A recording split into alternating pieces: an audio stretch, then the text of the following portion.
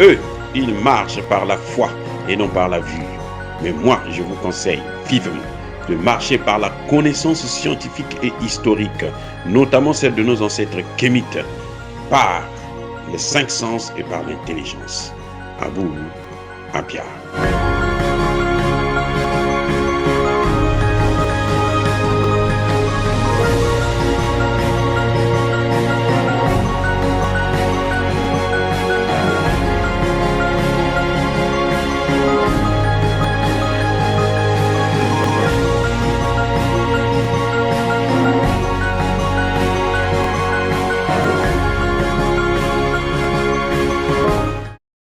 Otep à tous, bienvenue sur la chaîne des panafricanistes par essence, par conviction et par excellence. Celle des citoyens kémites par nécessité et obligation de combat. Nous sommes une chaîne qui n'est guidée que par nos ancêtres et rien que par les ancêtres qui appartiennent à l'égrégore du monde noir. Par conséquent, nous ne croyons en aucun Dieu venu de l'étranger. Toutefois, cette vidéo n'est aucunement destinée à inciter à la haine ou à la violence. Car nous menons un combat qui est d'abord et avant tout spirituel, intellectuel et démocratique. Ensuite, il est politique, géopolitique et géostratégique. Contre l'impérialisme, le colonialisme, le néocolonialisme et l'endo-colonna, qui sont tous qualifiés de crimes contre l'humanité. Nous menons ce combat sur la base du principe fondamental que nous avons hérité de nos ancêtres kémites, qui est celui de la Mahat, c'est-à-dire solidarité, vérité et justice. Vous êtes donc en droit de connaître la vérité et nous avons l'obligation de vous dire la vérité, rien que la vérité, afin que justice soit rendue au continent africain. Et ça, c'est notre modeste contribution dans cette noble lutte en faveur de la souveraineté, la dignité, de la solidarité et l'unité africaine. C'est exactement ça que nous appelons le panafricanisme. Bien-aimés frères et sœurs, nous allons aller en Ouganda. Vous savez que depuis un certain temps, on a découvert des puits de pétrole en Ouganda. La France s'est positionnée. Et Total a eu le marché. Un grand marché, très très grand marché. 2 projets d'exploitation donc de ce pétrole. Ils vont exploiter près de 400, plus de 400 puits de pétrole en Ouganda. Ils ont appelé ça les projets Tilanga. Et ils vont construire un pipeline de 1443 km. Et ce pipeline-là va traverser une réserve. Ce qu'on appelle la réserve Murchison-Ford. Et ils ont décidé de déplacer les habitants de toute la zone et de déplacer les animaux. Parce que cette réserve-là, il y a un grand parc des animaux. Ils vont les déplacer. Ils ont dit, je n'ai pas dit qu'ils vont, non, j'ai dit, ils ont dit, comme ce sont des menteurs, et puis même si ils le font, vous vous rendez compte, vous allez déplacer une forêt avec sa faune dans un autre village. Est-ce que vous croyez que c'est réaliste? Et qui fait ça? Ce sont les mêmes pays qui disent « Ah, protection de l'environnement ». Il ne faut pas utiliser les énergies fossiles. Parmi les énergies fossiles, le pétrole, c'est le plus polluant. Oh, God. C'est-à-dire que ces gens, ils se moquent de nous.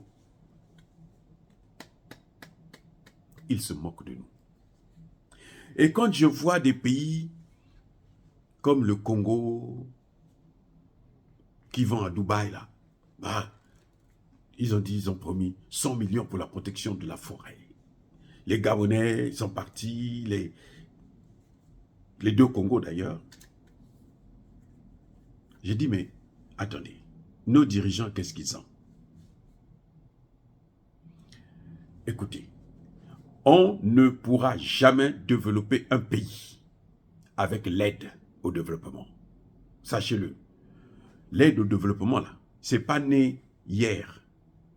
c'est né avec les indépendances. C'est-à-dire qu'on fait l'indépendance, on vous accorde des fausses indépendances. Et pour vous amadouer, on vous dit, bon, vous savez, on va vous aider à vous développer.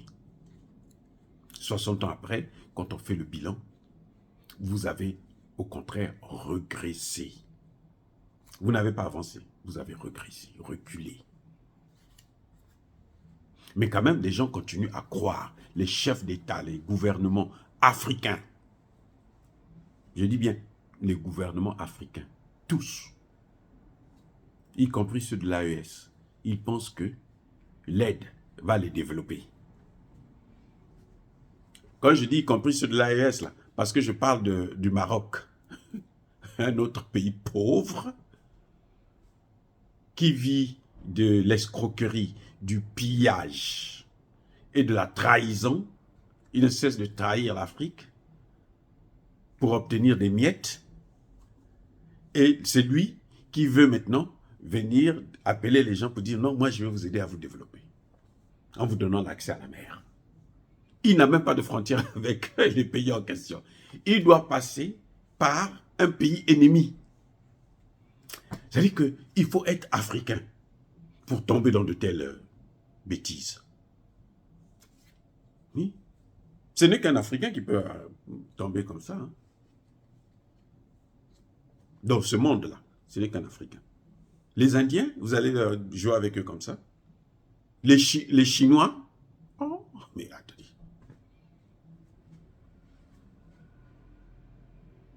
Le Maroc n'a pas de frontière avec les pays du Sahel. Le Maroc est séparé avec les pays du Sahel par l'Algérie. Mais le Maroc dit quand même, je vais vous donner l'accès à la mer. Et les gens croient. La mer, oh, l'eau, c'est la vie.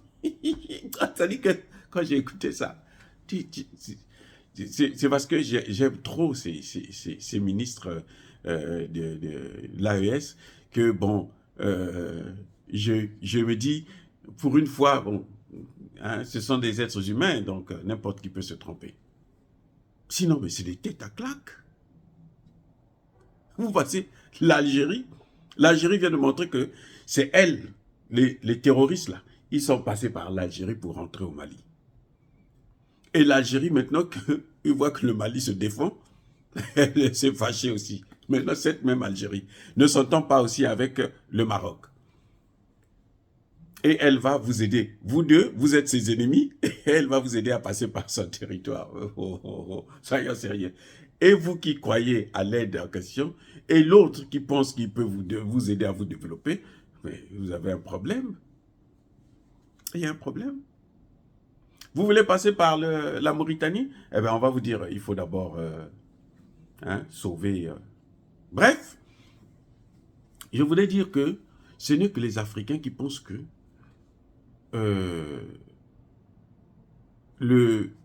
arrêter les énergies fossiles, on va leur donner un peu d'argent, ils vont se développer avec. Vous voyez, l'Ouganda, hein? L'Ouganda dit non, moi je dois exploiter mon pétrole. On lui a dit non, non. Les mêmes qui disent que non, il faut arrêter ça, ce sont eux qui exploitent. Total. Le pipeline va faire 1443 km. Et ils ont au moins 400 puits de pétrole à exploiter. Les ONG disent, font du bruit et tout, mais les ONG là, ce sont les ONG occidentales que eux-mêmes ils payent. Donc le bruit qu'ils font là, c'est de la poudre aux yeux, c'est pour qu'ils puissent rester là. Pendant qu'eux, ils exploitent, eux aussi, ils sont là pour dire non, écoutez, attention, ainsi de suite. Et puis on fait que leur pays. Et ils ont de l'argent tout le temps. Et on va prendre des animaux. On va les déplacer. On va créer une autre forêt là, pour aller les mettre là-bas. Est-ce que vous pensez que c'est des gens qui réfléchissent? Soyons sérieux. Et ils viennent nous donner des leçons sur le développement. Le développement, là, ne passera pas avec ces gens-là. Si vous voulez le développement, apprenez à gérer d'abord vos propres ressources, vous-même. Apprenez à exploiter votre pétrole vous-même. L'Ouganda peut exploiter son pétrole. L'Ouganda peut avoir une raffinerie pour exploiter son pétrole. Ça va créer des emplois là sur place. Ça va essayer de désengorger le problème du chômage. Ça va consommer beaucoup de chômeurs et ça va aider le pays à se développer. Mais comme l'Ouganda, malgré le pétrole qu'ils ont trouvé là, l'Ouganda veut aussi les matières premières au Congo démocratique. Et pour aller au Congo démocratique, il faut qu'ils aient l'autorisation des États-Unis et de la France. Et oui, le Rwanda ne part pas là-bas parce que le Rwanda est puissant, non. Le Rwanda part là-bas parce que la France et les États-Unis ont dit, vas-y. Donc l'Ouganda aussi a besoin de ce passeport-là, ce visa, pour rentrer au Congo démocratique. Il est obligé de sacrifier son propre pays. Vous voyez comment les gens sont ridicules? Il a le pétrole. Beaucoup de pétrole. Il ne peut pas exploiter ça lui-même. Il préfère prendre sa donnée aux Français et lui, il regarde les matières premières qui sont au Congo. L'or, le diamant, les ceci qui sont au Congo. Alors que lui, il a le pétrole que d'autres gens exploitent et s'enrichissent, alors, comme jamais auparavant. Et lui, il est en train d'aller tuer des Congolais, ses frères congolais, parce qu'il veut prendre ce qui ne lui appartient pas. Vous voyez, la bêtise humaine. Bref, bien-aimés frères et sœurs, en tout cas, je voudrais seulement vous faire savoir que les mêmes là qui nous donnent des leçons là, sur le réchauffement climatique, sur la transition énergétique, sur l'écologie, ce sont les mêmes qui sont en train de dévaster nos forêts. Dévaster l'environnement en Afrique. Maintenant, ce n'est plus chez eux, c'est en Afrique carrément qu'ils viennent dévaster tout. Ah, bien-aimés frères et sœurs, soyez bénis. Je persiste et je signe. Soyez abondamment bénis par le Dieu des Kémites et par nos ancêtres angélisés. Mais que tous ceux qui persécutent le continent africain le pillent et le déstabilisent, qu'ils soient noirs, blancs, chinois, arabes, juifs, indiens ou qui qu'ils soient punis, maudits, foudroyés, neutralisés, écrasés, effacés par le Dieu des Kémites et par nos ancêtres angélisés. Vive l'Afrique éternelle. J'ai dit et j'assume.